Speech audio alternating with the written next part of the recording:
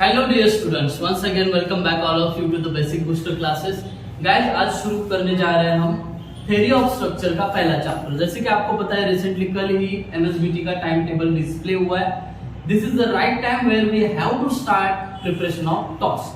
तो शुरू कर लेते हैं पहले चैप्टर के साथ। तो पहले चैप्टर का नाम आप देख रहे हो बोर्ड पे, कैसे दिख रहा है? दिख रहा है कुछ इस प्रकार, डायरेक्ट एंड बेंडिंग स्ट्रेसेस। तो सबसे पहले तो चैप्टर का नाम समझना बहुत जरूरी होता है, फिर उसके अंदर जो कंटेंट आता है वो धीरे धीरे समझते जाएंगे। तो पहला वर्ड है डायरेक्ट, दूसरा है बेंडिंग, तीसरा है स्ट्रेसेस। स्ट्रेसेस की तो बहुत बात की है हमने, कहाँ पे? मैकेनिक्स ऑफ स्ट्रक्चर में। स्ट्रेस मतलब क्या होता था? सिग्मा होता था, इसको सिग्मा बोलते थे हम। और ये क्या होता था? P upon A। अब स्ट्रेस चाहे मॉस में हो या टॉस में हो, स्ट्रेस तो स्ट्रेस होता है, ये कॉन्सेप्ट सेम रहेगा। अब इसमें बस दो टाइप आ गए, वो कौन से? एक डायरेक्ट वाला, एक बेंडिंग वाला। अब बोलोगे कि सर ये डायरेक्ट कब आएगा और बेंडिंग कब आएगा? सीधा सवाल, सीधा जवाब है इसका। डायरेक्ट स्ट्रेस तब आएगा जब इसके ऊपर डायरेक्ट लोड लगेगा। ये तो बात मैंने की डायरेक्ट स्ट्रेस की। अब बात करते हैं बेंडिंग स्ट्रेस की। चलिए इसका भी जवाब जान लेते हैं।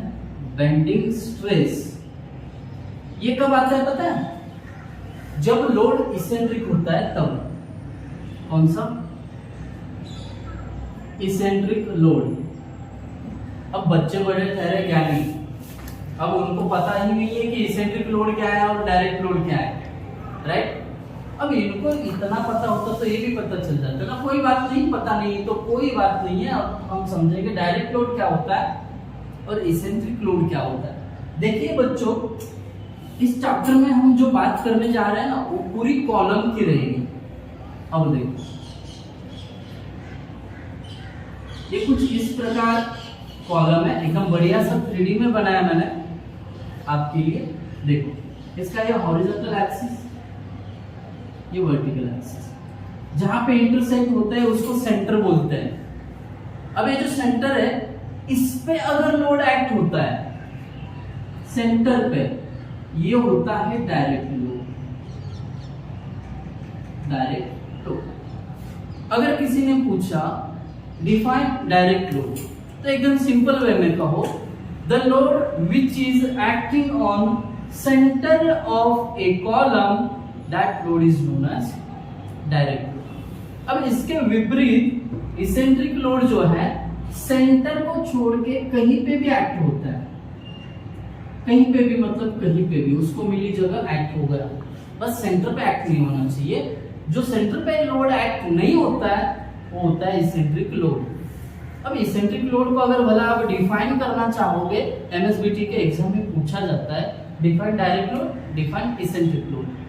डायरेक्ट लोड का देख लिए, अब eccentric load. The load which not acting on a centre of a column is called eccentric load. पहली डेफिनेशन। अब दूसरी बताता हूं। The load which is acting on a point other than centre is called eccentric load. ये हो गई दूसरी definition. अब आपको तीसरी बताता हूं। जैसे जैसे मैं बताता हूं, अगर फास्ट है तो रिवाइंड करके उसको देखो और लिखो। तीसरी डेफिनेशन ऐसी होगी, the load whose line of action will does not coincide with vertical axis of column, that load is known as eccentric load. Done? ये दोनों चीजों को अच्छे तरीके से हमने समझा है। अब आप बोलोगे कि सर डेफिनेशन समझे, लोड समझे, अब हमें ये समझाओ कि डायरेक्ट स्ट्रेस निकालते कैसे है। मैं बताता हूँ आपको। अब देखो, ये डायग्राम पहले रफ कर देता हूँ और डायरेक्ट स्ट्रेस निकालने का सीधा फॉर्मूला बता देता हूँ। डायरेक्ट स्ट्रेस को हमेशा सिग्मा से डिनोट किया जाता है। ये तो आपको पता है, P अपॉन A। यहाँ पे P का मतलब लोड, A का मतलब क्रॉस सेक्शनल एरिया। कौन सा क्रॉस सेक्शनल एरिया? ऐसा कॉलम आपका बराबर है, ये जो ऊपरी हिस्सा दिख रहा है जिसके ऊपर आपका लोड एक्ट हो रहा है, वो एरिया मतलब क्रॉस सेक्शनल एरिया होता है, दैट्स इट। और लोड मतलब इसके ऊपर जो भी लोड एक्ट होगा वो वाला। डायरेक्ट स्ट्रेस की बात खत्म हो गई। अब इसके बाद बात करते हैं बेंडिंग स्ट्रेस की। बेंडिंग स्ट्रेस को डिनोट किया जाता है सिग्मा बी से। बेंडिंग के लिए बी आया, और हाँ यहाँ पे डायरेक्ट में ना सिग्मा ओ या जीरो कुछ भी बोलो ऐसा लिखना पड़ता है। इसका फॉर्मूला क्या होगा? साधारण सा फॉर्मूला है M/J, दैट्स इट। अब M और Z ये दोनों चीजों के बारे में पता करेंगे क्योंकि वो दोनों चीजें लगेगी सिग्मा बी निकालने के। अब M जो है वो होता है बेंडिंग मूवमेंट। क्या होता है? Bending movement. और Z जो होता है, ये Z होता है सेक्शन मॉडुलस। क्या बोलते हैं इसको? Section modulus.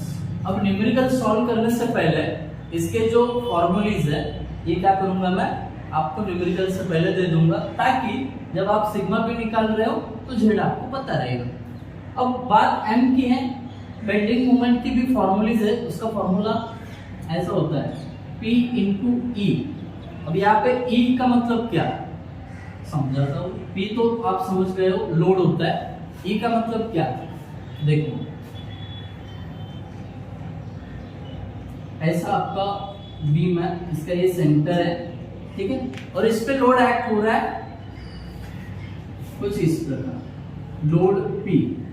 अब सेंटर ऑफ कॉलम और जहां पे लोड एक्ट हो रहा है उसमें कुछ गैप है। ये गैप दूसरा तीसरा कोई नहीं, अपना E है, और E का नाम हमने रखा है इसेंट्रिसिटी। इसेंट्रिसिटी। अगर किसी ने पूछा डिफाइन इसेंट्रिसिटी, सिंपल है, डायग्राम देख के भी आप डेफिनेशन बना सकते हो। It is the distance between centre of a column and the point where load acting, ये हो जाएगा इसेंट्रिसिटी।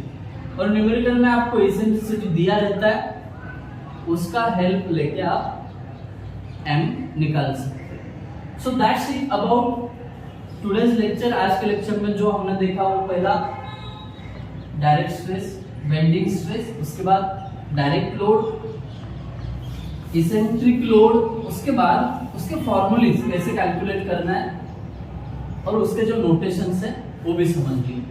आज के लेक्चर के लिए इतना ही काफी है। ये थ्योरेटिकल बैकग्राउंड करके आइए, कल के लेक्चर में हम न्यूमेरिकल शुरू कर लेते हैं। Thank you guys for watching video. Thank you so much.